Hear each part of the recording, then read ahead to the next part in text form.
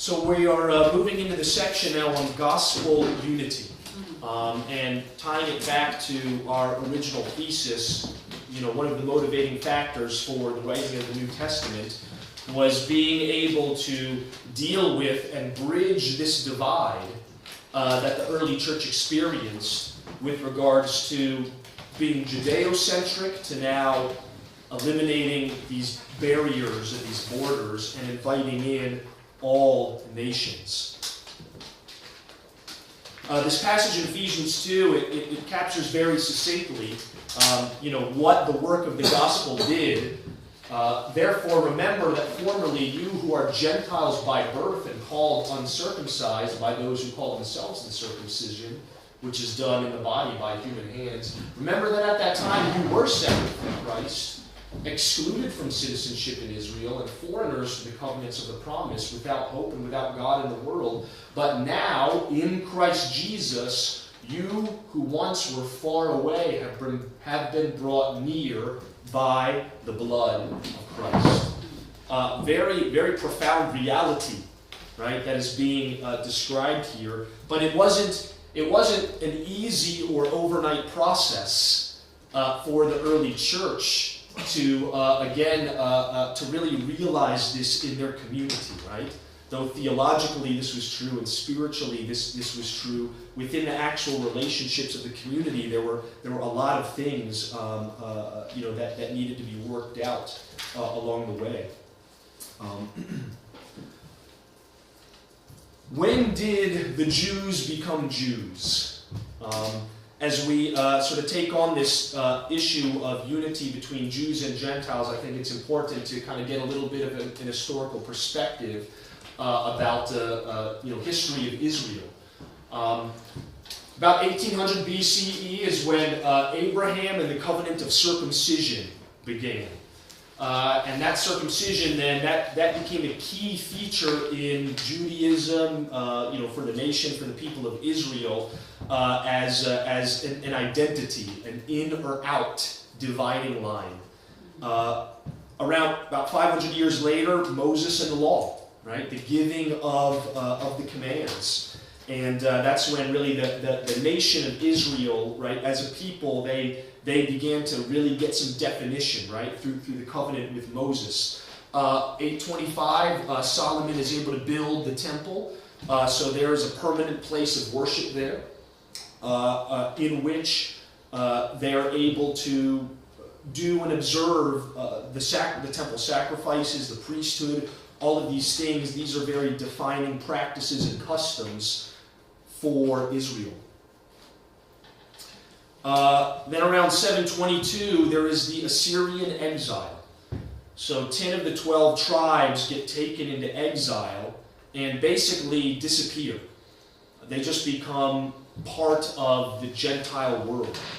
And what you had was two tribes, Judah and Benjamin, that really kind of became included into Judah. Benjamin was just sort of assumed by Judah. And then they existed until around 586 BC, when you had the Babylonian exile, and that's when then Judah was emptied.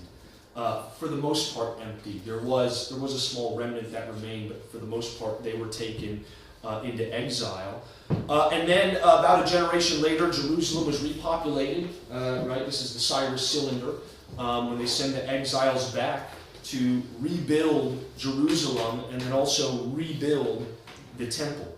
And these are all key defining events for the Jews in Israelite history. So fast forward to the time of the Roman Empire. Here's what the Jew-Gentile demographics looked like, right? So about 93% of the empire, Gentile, about 7% Jewish, right? But then those Jews were spread around the Roman Empire. So you see then how the demographics break down even in ancient Israel and Palestine. Jews were outnumbered by Gentiles even within their own homeland. So what did all this mean? The Jewish identity was very zealously guarded. they guarded their heritage, they guarded their identity. And the fact that they existed in relatively small numbers as compared to their Gentile neighbors, it only heightened their sense of protecting their identity and their sense of special selection by God. Enter into this Jesus Christ and the gospel. And what I have here is a little bit of a timeline that builds up in terms of this Jew-Gentile relationship vis-a-vis the gospel. Important events that preview what is to come. In John 12, what is recorded is this very interesting interaction that Jesus has with Greeks. It says that there are some Greeks that have come in for one of the festivals, and by this time, they have actually heard about Jesus. Stories about Jesus have now gone out beyond the people of Israel, even to the Gentiles, and they go through, I believe it's Philip, if I'm not mistaken. Yes. Okay, thank you. They go through Philip to ask, can they get an audience with Jesus? And there's something about that interaction that Jesus then actually says and declares something to the effect of, well, the time has now come. And there was something about that then triggered Jesus. Because you see throughout the Gospels, Jesus is actually trying to time things in his ministry in a certain kind of way, right? Before he would sort of reveal himself, quote unquote, before he would let certain things move forward. And there was something about that interaction that then sort of triggered and initiated the events that led to Jesus' arrest and his trial, his death, his resurrection. But it was almost as if okay, the word, though Jesus had specifically focused on the lost sheep of Israel, word had kind of gotten out to the Gentiles. And it was now on their radar, and so that meant that the time had come. Something new was going to begin. By Acts 1, then we have, and including other passages, we have the Great Commission. And in Acts chapter 1, verse 8, Jesus, though specifically says, you'll be my witnesses in Jerusalem, in Judea, right, Samaria, and then to the ends of the earth. And that's sort of a preview of the way that the gospel moves even through the book of Acts. It begins in Jerusalem, it spreads in Judea.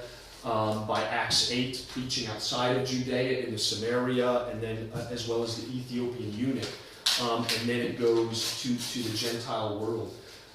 Though even in Acts chapter 6, because the early converts, the Christianity, there was diaspora Jews along with local Jews that had come in. And we see in Acts chapter 6, there's a little bit of a tiff that breaks out between the diaspora Jewish widows, the more kind of Greek, they're still Jews, but they're more Greek influenced, quote unquote, and the local Hebrew widows. We already see there's a little bit of, people are concerned about a favoritism that's happening in the fellowship. And that's what prompts, right, the appointment of the deacons to help manage these kinds of things. But we already see early on there's a little bit of a rift, right? A little bit of something going on in the fellowship that has to do with, again, fully Jews, but the Hebrew versus Greek Jews. Again, Acts 8, preaching outside of Judea begins, and those barriers are broken down. Acts chapter 9 is the conversion of Saul to Paul, and he gets the specific commission from the Lord that he's going to be the apostle to the Gentiles. Acts 10, we have what is recorded in the Bible as the first fully Gentile conversion in Cornelius. Okay, so these Samaritans were half Jewish. The Ethiopians seemed like a convert to Judaism. Acts 10 and Cornelius, this is the first full Gentile who is converted, and Peter, again, is a part of that. But then as the timeline moves forward, we get to what I call the flashpoint in Acts chapter 11, which is the church in Antioch. Flashpoint, Antioch.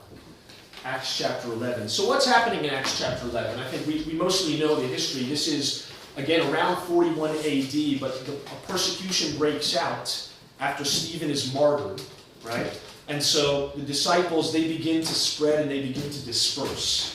And many travel up to Antioch, which is just north of Jerusalem in what was the province of Syria.